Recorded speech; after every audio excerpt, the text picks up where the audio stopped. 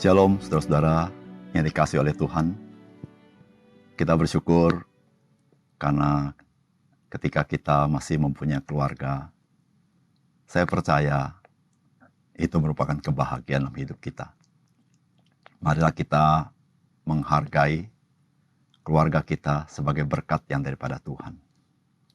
Salam jumpa dalam program Tuhan adalah Gembalaku. Setiap keluarga mempunyai pengalaman yang berbeda-beda. Ada keluarga yang selalu mempunyai pengalaman yang baik di dalam kebersamaan keluarga itu. Tetapi ada keluarga yang sangat ironis adalah keluarga ini tidak pernah mengalami hal yang baik di dalam kebersamaan mereka. Dan keluarga ini menjadi keluarga yang terkoyak.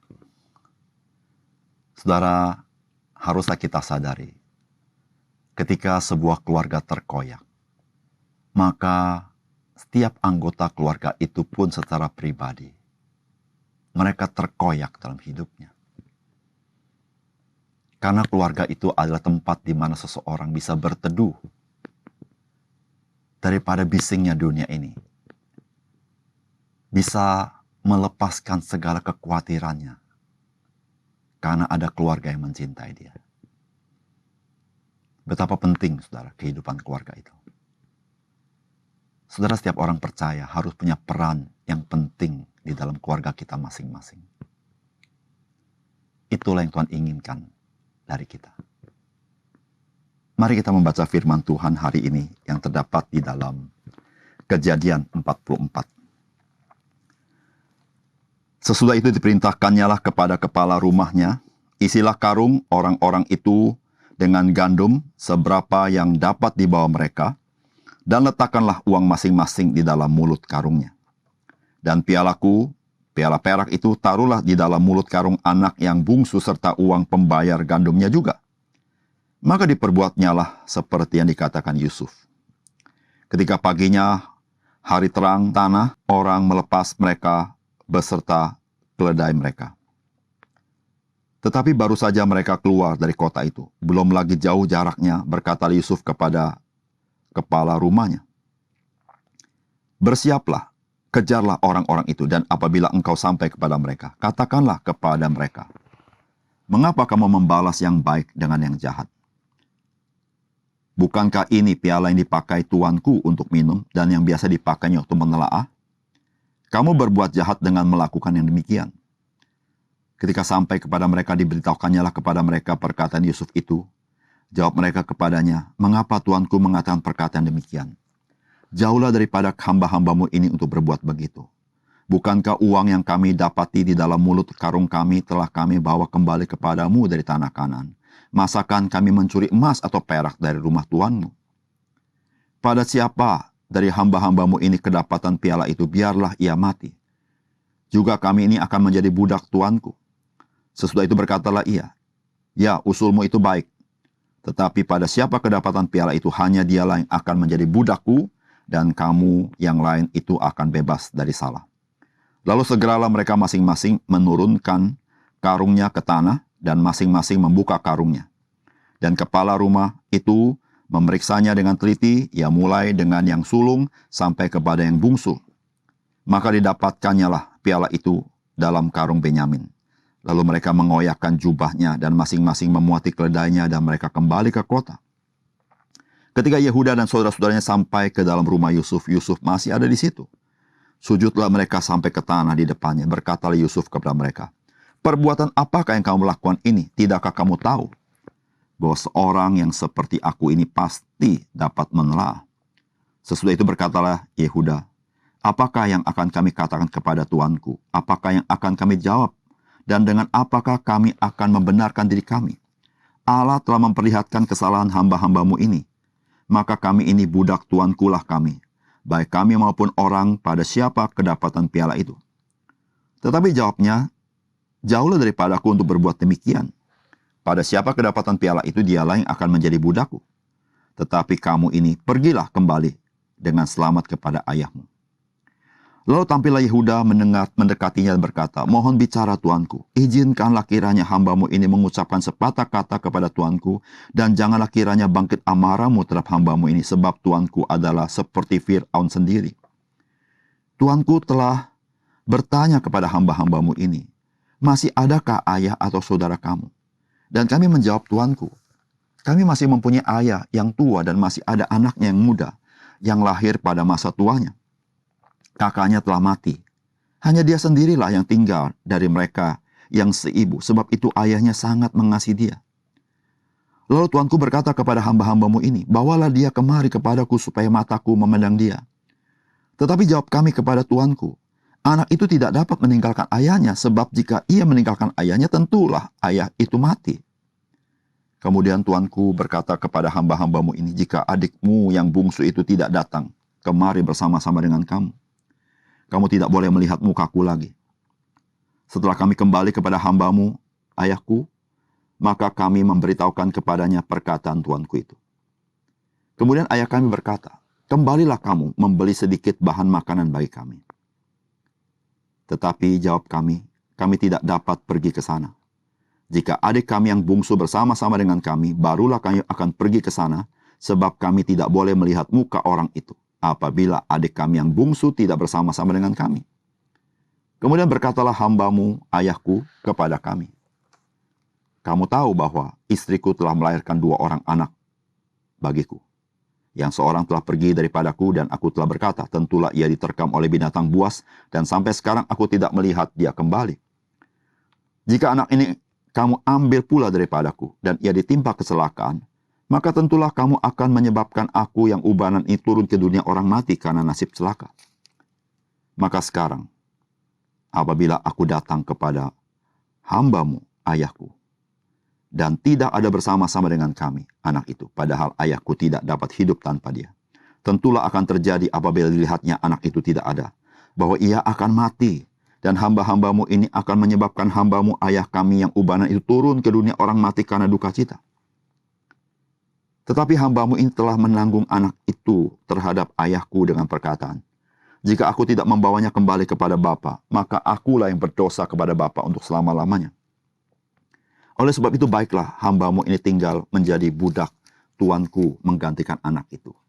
Dan biarlah anak itu pulang bersama-sama dengan saudara-saudaranya. Sebab masakan aku pulang kepada ayahku apabila anak itu tidak bersama-sama dengan aku.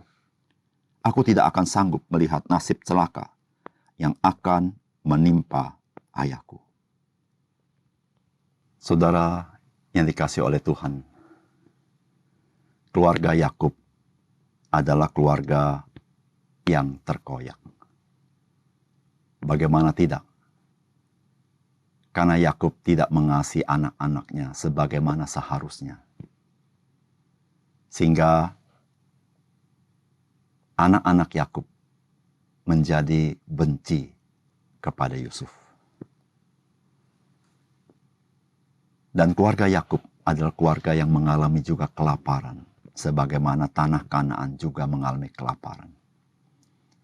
Dan peristiwa ini adalah peristiwa yang pasti tidak menyenangkan bagi keluarga ini, sehingga mereka harus mencari makanan di negeri Mesir.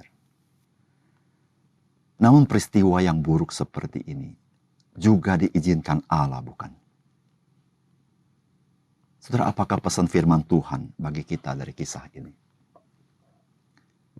Yang pertama, Tuhan hendak memakai orang percaya menjadi pemersatu keluarganya.